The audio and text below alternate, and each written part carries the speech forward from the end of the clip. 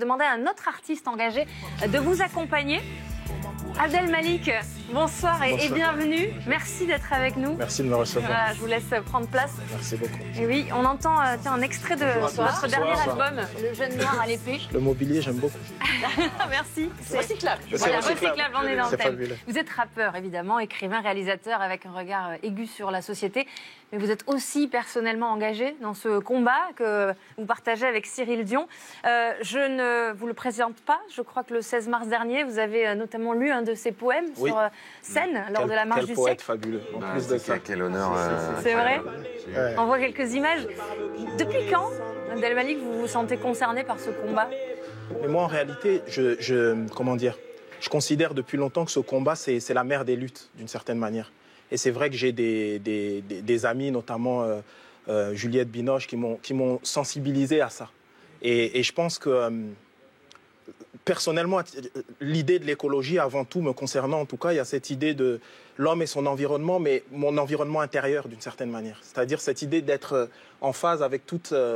j'ai envie de dire toutes ces valeurs qui sont d'abord des valeurs humaines. Et on ne peut pas être dans une démarche comme ça de vouloir faire du lien entre les êtres si on ne prend pas soin finalement à la fois de notre environnement intérieur et de sa projection, c'est-à-dire l'environnement tout court.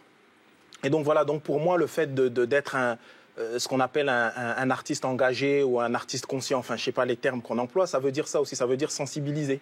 Et voilà, donc c'est ce que j'essaye de faire, en toute humilité. Vous avez toujours insisté dans votre carrière sur l'importance de l'éducation. Est-ce qu'aujourd'hui, vous trouvez qu'on en fait assez à ce sujet? Moi, je pense qu'évidemment, on n'en fait pas assez. Il y a, comment dire, on pourra toujours continuer à parler, dire il faut faire ceci, faire cela, mais je pense qu'il y a aussi une histoire de temporalité.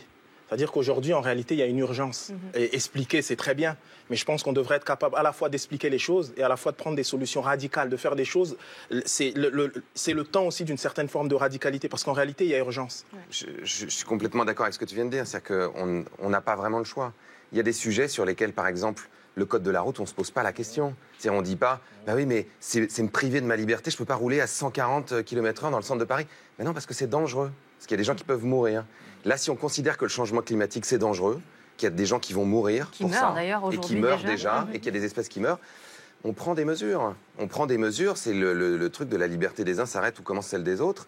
Si pour satisfaire notre confort, ça veut dire que des gens vont mourir à l'autre bout de la planète, ou que nos enfants vont se retrouver dans des situations où ils ne pourront plus habiter sur cette planète, ben non, il faut limiter cette liberté. Alors, en attendant que les politiques s'engagent un peu plus et en fassent plus, nous tous pouvons faire des choses.